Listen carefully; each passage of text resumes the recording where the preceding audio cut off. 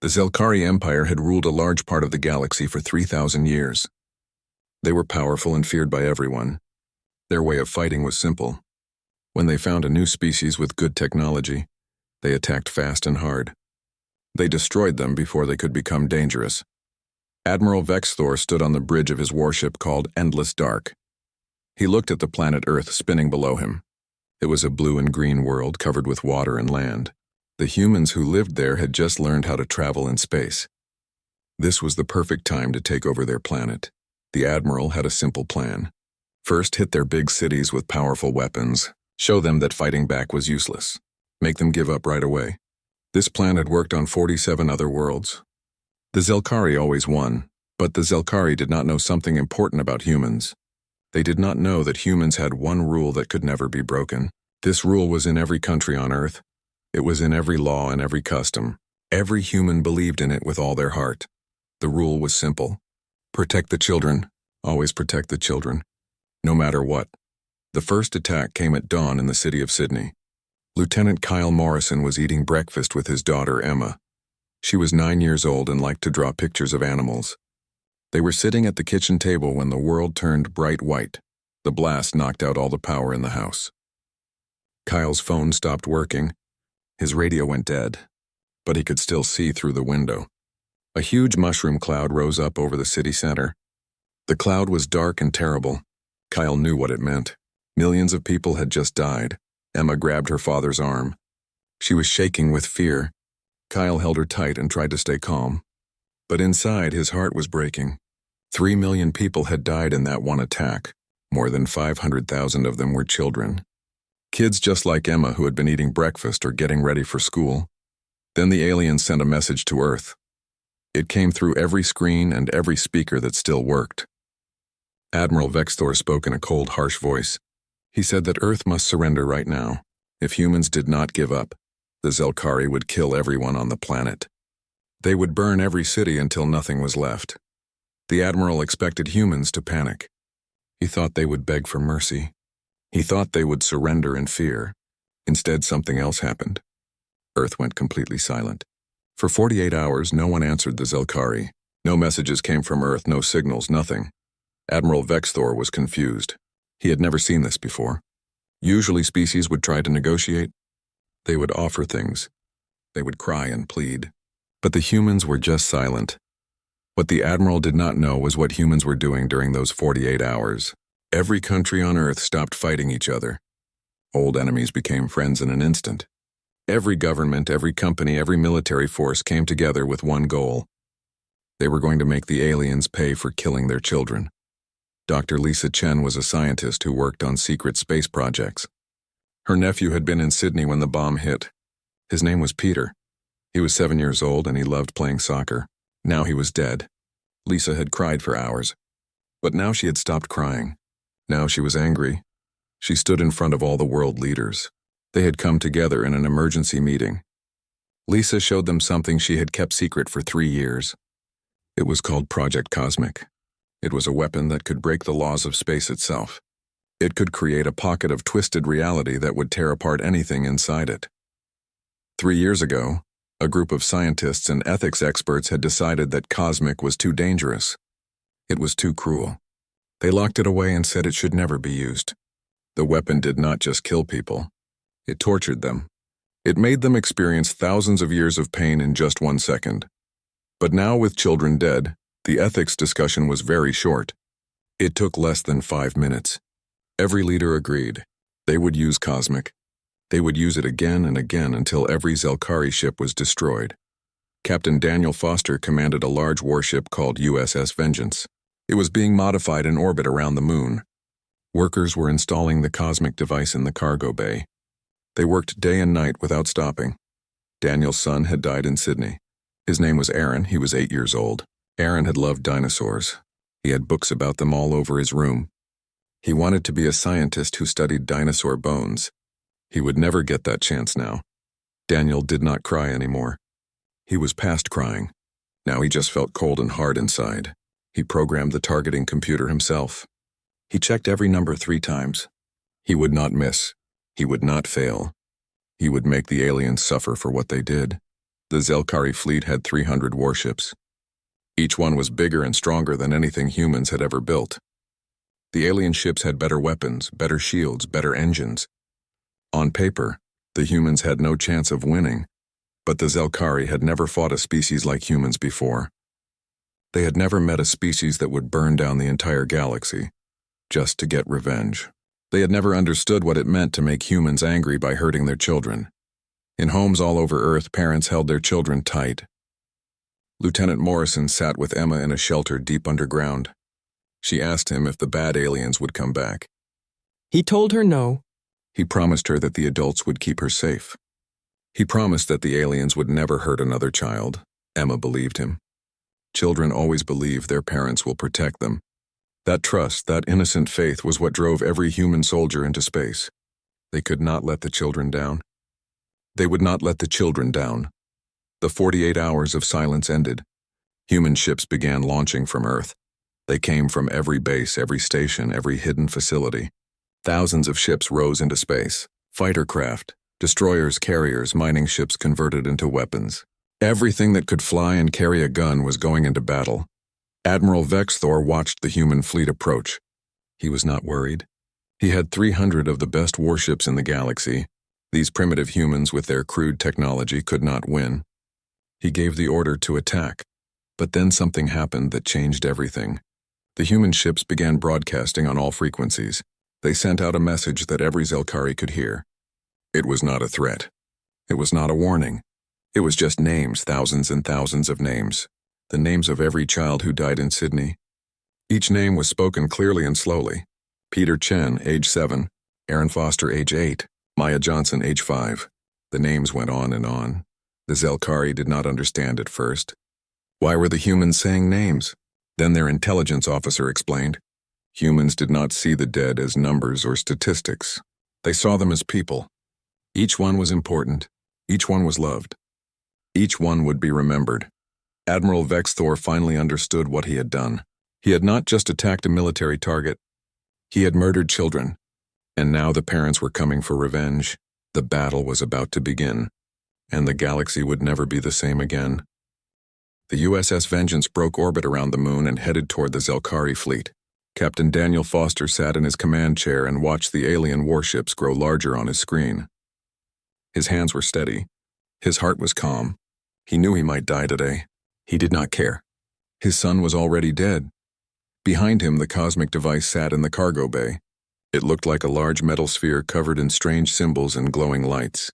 Inside that sphere, space and time were being twisted into impossible shapes. The device was ready. It was waiting to be used. Commander Sarah Blake led a squadron of fighters called Ghost Squadron. She had been a test pilot before the war. Her daughter had been visiting Sydney on a school trip. The girl's name was Lucy. She was 10 years old and loved to read books about space explorers. Sarah kept one of Lucy's books in her cockpit. It reminded her why she was fighting. The Zelkari fleet moved to intercept the human ships. Admiral Vexthor could not believe how many humans were coming. They were like angry insects swarming out of a nest. He ordered his ships to open fire. Bright beams of energy shot across space toward the human fleet. Some human ships exploded immediately. They were not strong enough to survive the alien weapons. But the other ships kept coming. They did not slow down. They did not turn away. They just kept flying straight at the Zelkari fleet. Sarah's fighter dodged left and right as enemy fire lit up the space around her. She heard her wingmen calling out targets. She heard them crying out when friends died. But she did not stop. She locked her weapons on a Zelkari cruiser and fired every missile she had. The missiles hit the alien ship's shields and exploded. The shields flickered but held. The Zelkari ship was too strong. Sarah's weapons were not enough. But that was okay. She was not meant to destroy the enemy. She was just meant to distract them. Captain Foster brought the Vengeance closer to the Zelkari fleet. 3 enemy cruisers broke away from the main group. They were coming to destroy his ship. Admiral Vexthor wanted to show the humans that their heroes would die. He wanted to break their spirit. Foster did not try to run. He did not try to fight the 3 cruisers. Instead, he did something the Zelkari never expected. He flew directly at them at full speed. The cruisers fired everything they had. The Vengeance's shields began to fail. Alarms rang throughout the ship. Foster's crew looked at him with fear. They knew they were about to die. He looked back at them and nodded. They understood. This was the price. This was what had to be done. Every person on that ship had lost someone in Sydney. They were ready. When the vengeance was close enough, Foster pressed the activation button. The cosmic device turned on.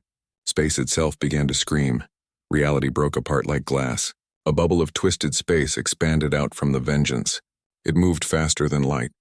It swallowed the 3 Zelkari cruisers in less than a second. The alien ships tried to escape. They fired their engines at maximum power. But nothing could outrun the collapse of space itself. Inside the bubble, time moved wrong. The Zelkari crews felt themselves aging and dying and being born again all at once. They experienced 10,000 years in the space of a single heartbeat. Their ships were torn apart by forces that should not exist. Metal turned to dust. Dust turned to energy. Energy turned to nothing. When the bubble collapsed, there was nothing left. The 3 Zelkari cruisers were gone. Not destroyed, not broken, just gone. They had been erased from reality itself. The vengeance survived. The cosmic device had protected Foster's ship from its own weapon. But the ship was badly damaged. Foster ordered his crew to retreat. They had done their job. They had shown the Zelkari what humans were capable of. Admiral Vexthor watched 3 of his best ships disappear. He sat in his chair and could not speak. He had seen powerful weapons before. Nuclear bombs, antimatter torpedoes, planet-destroying lasers. But this was different. This was not just a weapon. This was revenge made real. The humans had not tried to simply kill his ships. They had made them suffer. The weapon was designed to cause maximum pain before death. It was cruel. It was terrible. It was exactly what you would expect from a species whose children had been murdered. The Admiral sent an emergency message back to the Zelkari homeworld. He told them about the cosmic weapon. He told them the humans had more of these devices, many more. And they were willing to use them all. The Zelkari High Command sent back orders. Hold position. Wait for reinforcements. Do not retreat. The Empire could not show weakness. If the humans won this battle, other species might rebel. The Zelkari could not allow that. But Admiral Vexthor knew the truth. His fleet was not going to win. The humans were not fighting a normal war. They were fighting with the desperation of grieving parents. There was no tactic that could defend against that kind of fury. Lieutenant Kyle Morrison commanded a group of destroyers. His job was to protect the ships carrying cosmic devices. His daughter Emma was safe in a bunker deep underground. He had spoken to her on the radio before the battle started. She had asked him to come home safe. He had promised he would try, but Kyle knew he might not keep that promise. And that was okay. Because if he died, Emma would live. Other children would live. That was what mattered. That was the only thing that mattered. More cosmic devices were deployed over the next few hours. Each time a bubble of broken reality appeared and swallowed Zelkari ships. Each time the aliens tried new tactics to avoid or destroy the devices. Nothing worked. The cosmic weapons could not be stopped once they were activated. Commander Blake's fighters darted through the chaos of battle. She lost half her squadron in the first hour. Good pilots, brave people, friends, but they kept fighting. Every Zelkari ship they damaged was one less threat to Earth, one less danger to the children who survived. By the end of the second day of fighting, the Zelkari had lost almost 100 ships. The humans had lost thousands of fighters and dozens of larger vessels. In terms of numbers, the Zelkari were still winning. But Admiral Vexthor knew better. His fleet was being destroyed piece by piece, and human reinforcements kept coming. The Admiral sent another message to Earth. He offered to negotiate. He offered to retreat. He offered to pay for the damage. He would do anything to stop the fighting. Dr. Lisa Chen received the message in the command center on Earth. She was now in charge of the entire war effort. World leaders had given her complete authority. She read the Admiral's plea for mercy. Then she thought about her nephew Peter, 7 years old, dead. She sent back a message with 3 words. No quarter given. That meant the humans would not accept surrender. They would not stop fighting until every Zelkari ship was destroyed. It was not mercy. It was not justice. It was simple revenge. And the humans did not care what anyone thought about it. Admiral Vexthor understood then that he was going to die. His entire fleet was going to die. The humans would not stop. They could not stop. Their anger was too great. Their grief was too deep. He had made a terrible mistake. He had attacked Earth thinking it would be easy. He had thought humans were just another weak species. He had been wrong. And now he would pay the price. The battle continued. More ships died on both sides. Space around Earth became filled with wreckage and debris. The cosmic weapons kept firing. The Zelkari fleet kept shrinking. And the humans kept coming. Wave after wave, never stopping, never surrendering, never showing mercy. Because the Zelkari had broken the one rule that should never be broken. They had attacked human children. And now they would learn what that mistake cost. The Battle of Earth lasted 6 days. During that time, 200 species from across the galaxy watched through their telescopes and observation satellites. What they saw changed everything they thought they knew about war and about humans. The Galactic Council was an organization made up of all the intelligent species in the galaxy. They met on a space station far from any war zones. Their job was to keep peace and settle disputes between different species. They had been doing this for thousands of years. When the Zelkari first attacked Earth, the Council had noted it but done nothing. This was normal. The Zelkari conquered new species all the time. It was just how things worked. The strong dominated the weak. That was the law of the galaxy.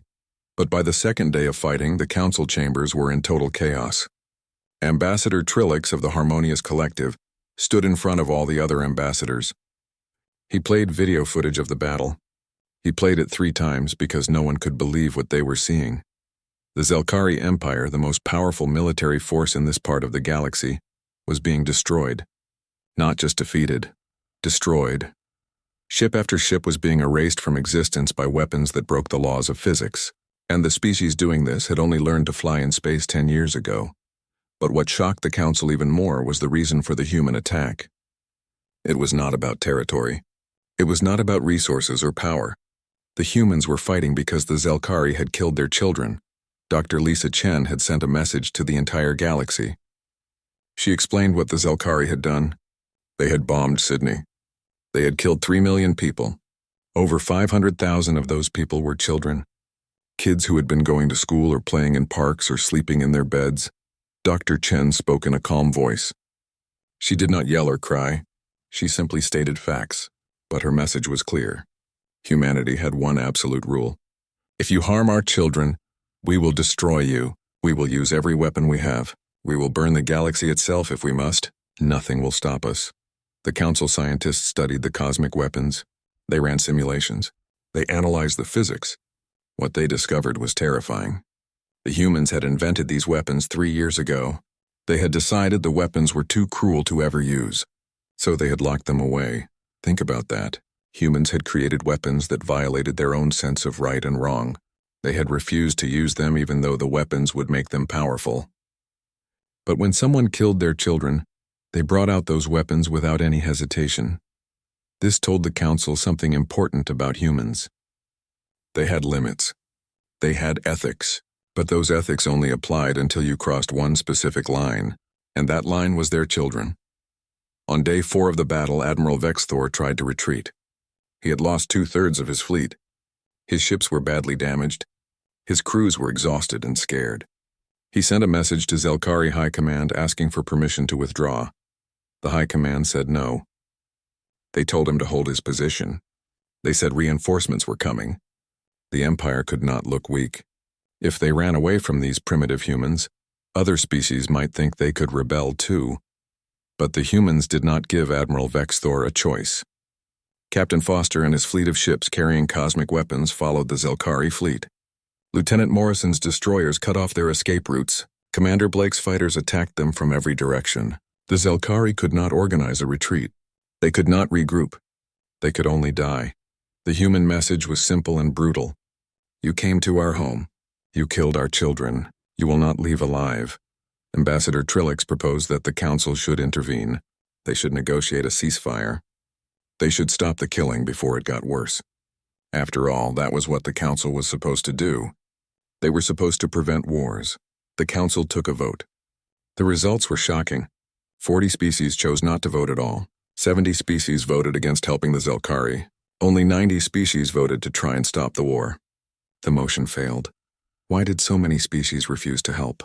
Because the Zelkari Empire had been conquering and enslaving other species for 3,000 years. They had made many enemies. Many species hated them. If these new humans could defeat the Zelkari, maybe that was a good thing. Maybe it was time for the Empire to fall. On day 5, Admiral Vexthor made a final desperate attempt to survive. He broadcast a message directly to Earth. He offered complete surrender. The Zelkari would pay any amount of money. They would give humans any technology they wanted. The Admiral himself would stand trial for war crimes. Just please stop the killing. Dr. Chen sat in the command center in Geneva. Around her were leaders from every country on Earth. They all looked to her for the decision. She had become the voice of humanity in this war. She had earned that right through her pain. Her nephew was dead. So many children were dead.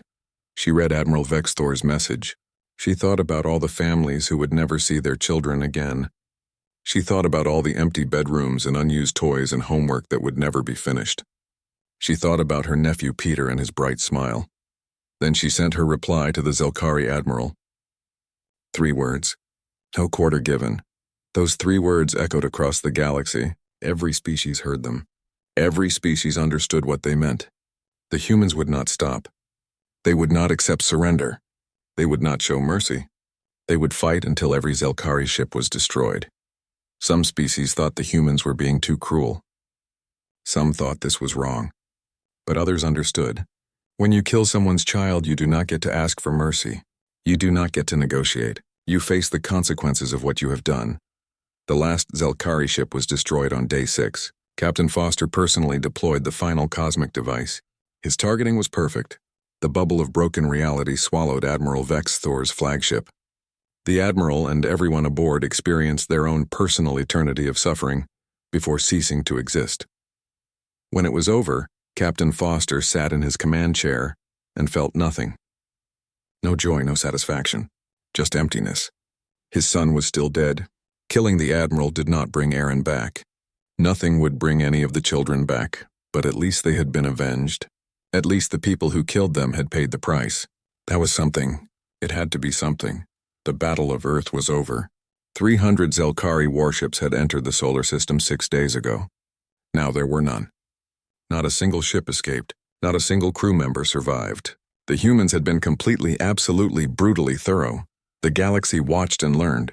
They learned that humans could be peaceful. They could be friendly. They could be reasonable. But if you harmed their children, they became something else entirely. They became a force of nature, unstoppable, unforgiving, deadly. Commander Blake brought her squadron home. Only 12 fighters returned out of the 50 that had launched.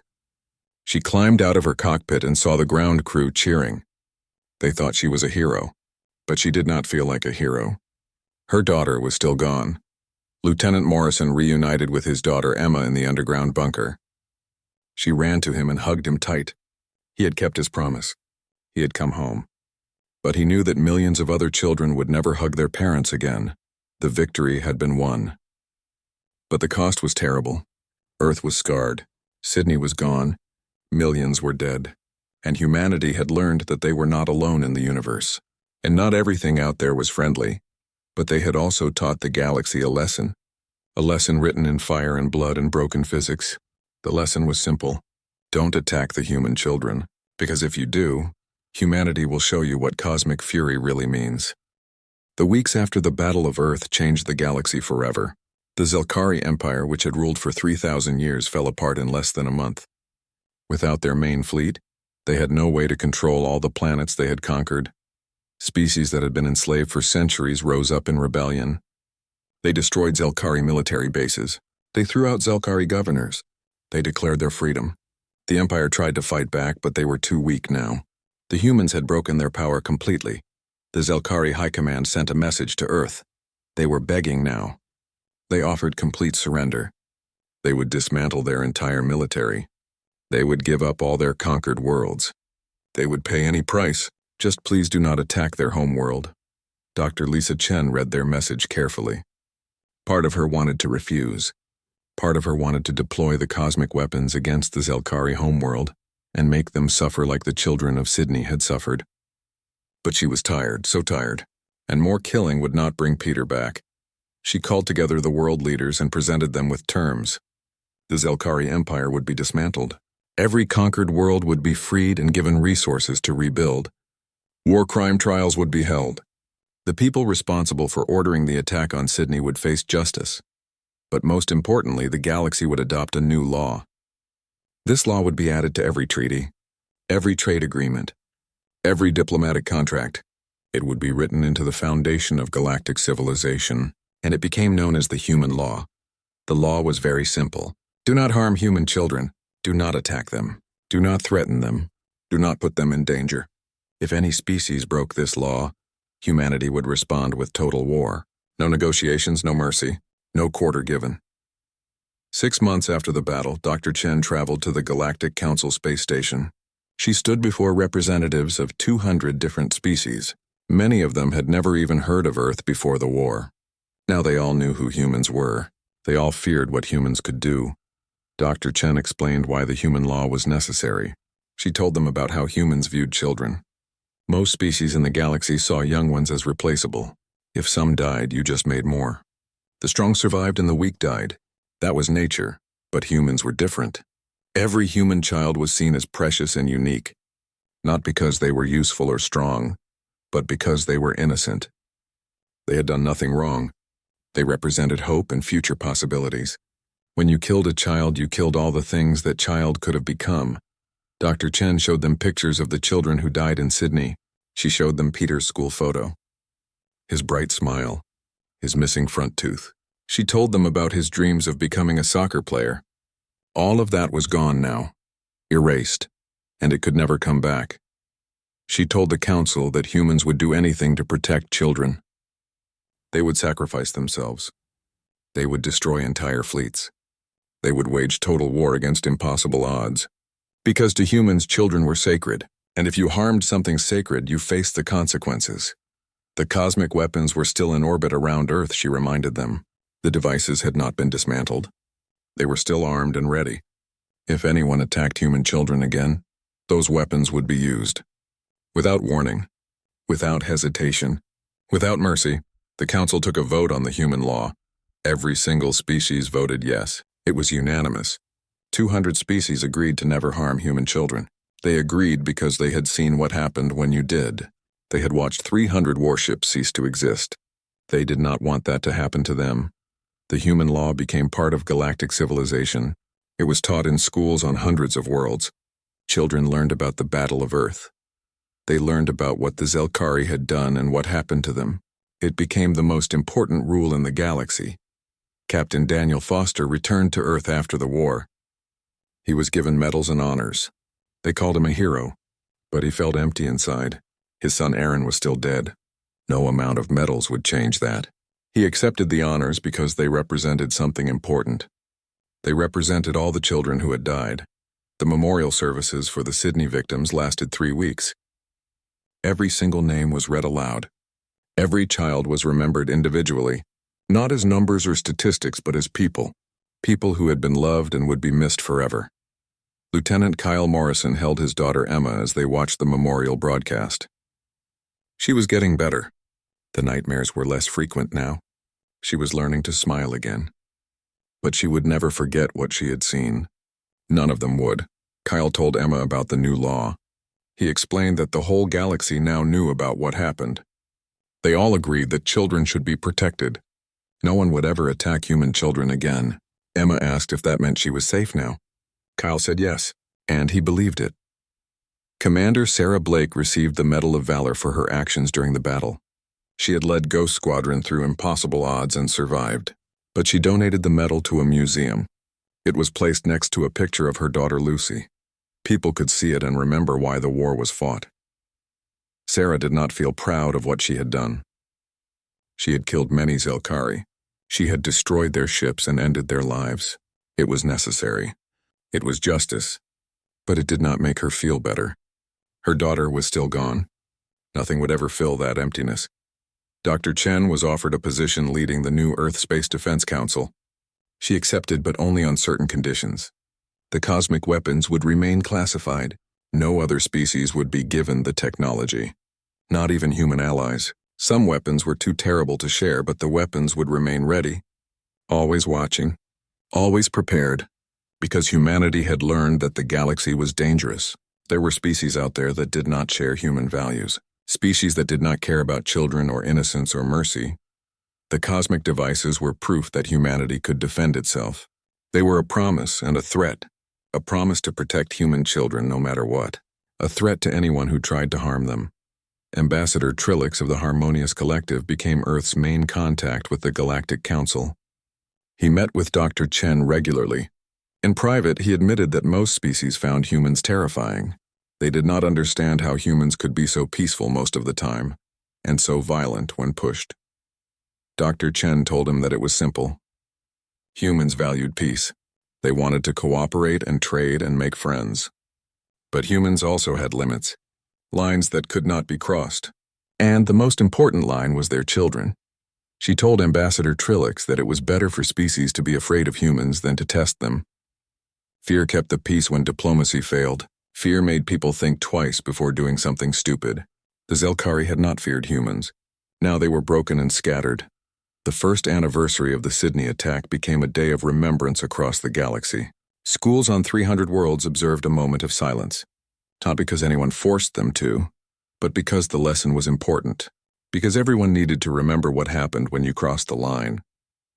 On Earth, the day was filled with memorial services.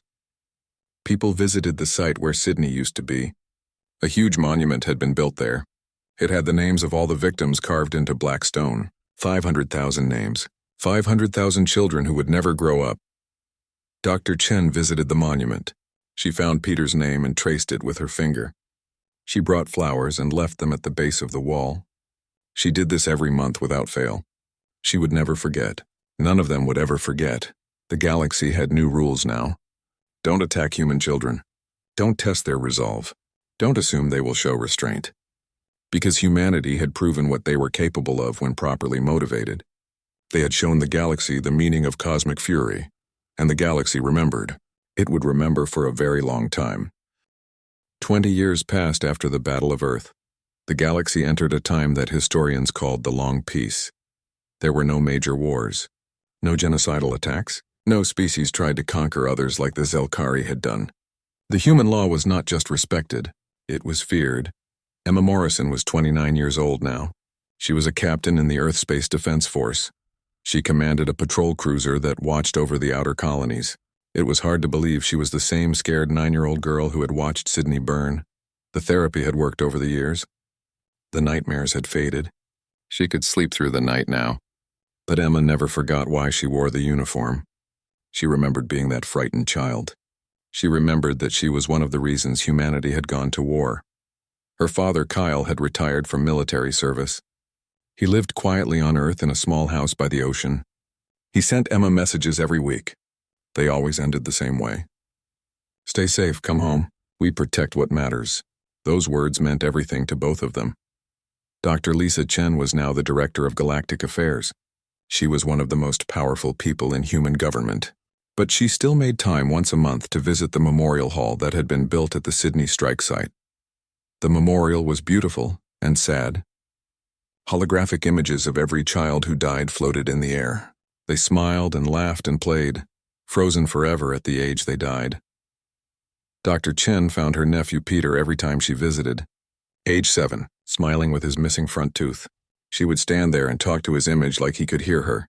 She came to the memorial to remember, but also to make sure she never forgot the cost of that day, because forgetting would be dangerous. Politicians and generals who had never fought in the war were growing comfortable. They were getting soft. They needed to remember why the cosmic weapons existed. Captain Daniel Foster never went back to space after the war. He taught military strategy at the academy instead. He trained the next generation of officers. Every class started the same way. He would show them footage of the Battle of Earth, not the victories or the clever tactics. He showed them the aftermath, the empty schools, the memorial services, the families crying for their lost children. Then he would tell them about his son Aaron, who loved dinosaurs and wanted to be a scientist. He explained to the young officers that military power meant nothing if you forgot why you were fighting. Humanity did not fight for glory or conquest. They fought to protect those who could not protect themselves. That was the only reason that mattered. Admiral Sarah Blake now led the entire space defense fleet. She had risen through the ranks not just because of her skill, but because she understood what the fleet represented. The ships were not there to threaten anyone. They were there to remind the galaxy that humans would keep their promises. The promise was simple: harm our children and face total war. The galaxy knew humans had the cosmic weapons. They knew humans would use them. But more importantly, they knew that humans would only use them in very specific situations. Humans did not want to conquer anyone. They just wanted their children safe. A galactic news reporter once asked Admiral Blake why humans were so focused on protecting children compared to other species. The interview was broadcast across 200 worlds. Her answer became famous. She said that children were innocent. They had not done anything wrong. They trusted adults to keep them safe. Every child that survived to become an adult was proof that civilization worked. And humans remembered what happened when they failed to protect their children. They remembered Sydney. They would always remember. Some species still did not understand this way of thinking. Their cultures were different. They did not see children as special. But they all respected the human law because they had seen what happened to the Zelkari. Better to be confused than dead. Ambassador Trilix had retired after many years of service. He wrote a book about his experiences as humanity's first real alien friend. The book became required reading for anyone training to be a diplomat. His main point was simple but important. Humans were not naturally more violent than other species. In fact, they were quite peaceful and friendly most of the time. But humans had evolved on a dangerous world. They had learned to channel their aggression into one single purpose: protection of their young. And if you threatened that purpose, you did not face soldiers. You faced parents. And nothing in the galaxy was more dangerous than angry parents. The remains of the Zelkari Empire were scattered across small colony worlds now. They were no longer powerful. They were a cautionary tale. Children of every species learned about them in school. How they had been strong and arrogant. How they had made one fatal mistake. They had attacked human children, and the galaxy had watched as 300 warships were erased from existence in just 6 days. Every year on the anniversary of the Sydney strike, Captain Emma Morrison observed the memorial broadcasts from her ship. Her crew, which included both humans and aliens, stood with her in silence. They all understood the importance of this day. Her communications officer was a young alien named Prill from the Harmonious Collective. After the ceremony, Prill asked Emma if humanity would ever forgive the Zelkari for what they did. Emma thought carefully about the question. She said that maybe someday humans could forgive, but they would never forget. Because forgetting would dishonor the dead. Forgetting would mean that all those children died for nothing, and humanity would not allow that. The long peace continued year after year. Trade grew between species, science advanced. New species joined the Galactic Council. They all signed the human law without any argument. They did it because they understood the lesson of Earth. Humans had not tried to dominate the galaxy. They had not tried to build an empire. They only wanted one thing: to make sure that what happened in Sydney never happened again. Never again would human children die because someone thought humans were weak. The cosmic weapons remained in orbit around Earth. Dr. Chen inspected them every year to make sure they still worked. Not because she wanted to use them, but because the threat had to remain real. Deterrence only worked if people believed you would follow through. In the memorial hall, new names were added every year. Not victims of war, but children who died from accidents or illness. Humanity mourned all their children now. They had learned that every life was precious. That lesson had been bought with blood in Sydney. It would never be forgotten. Admiral Blake gave her final speech before retiring. She spoke to the cadets at the Space Defense Academy. She told them they were lucky to live in a time of peace. But she also warned them that peace was not free. It had to be defended. It had to be earned every day. She showed them the last painting her daughter Lucy had made before she died. It was a simple watercolor of Earth from space. Blue and beautiful and fragile. This is what you defend, she told them. Not territory or pride or power. You defend the children who will create tomorrow. Who will solve tomorrow's problems. Who will paint tomorrow's paintings. The cadets understood. They had all grown up learning about Sydney. They had all been taught the human law in school. They knew what they were protecting and why it mattered. The galaxy had learned its lesson the hard way. The first law was simple: don't attack the human children. Because humanity had shown everyone what would happen if you did.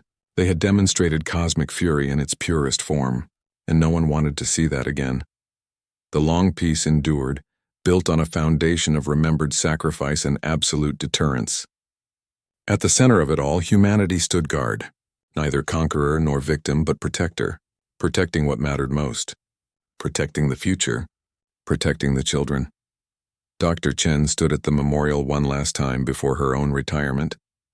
She was old now. Her hair was gray and her hands shook, but she still came every month to see Peter's hologram, to remember that smiling 7-year-old boy who would never grow up. She thought about everything that had happened. The war, the loss, the terrible weapons they had used. The price they had paid. Was it worth it? Had they done the right thing? She looked at all the holographic children floating in the memorial hall. Hundreds of thousands of them. All the potential that had been destroyed. All the dreams that would never come true. And she knew the answer. Yes, it was worth it. Because now no other children would die like these children had died. The galaxy had learned. The lesson had been taught in blood and fire, but it had been learned. The first law of the galaxy would protect children for generations to come. Human children and alien children alike, because humanity had shown that some things were worth fighting for. Some things were worth dying for. Some things were worth unleashing cosmic fury for. And children, innocent and trusting and full of possibility, were the most important thing of all, always.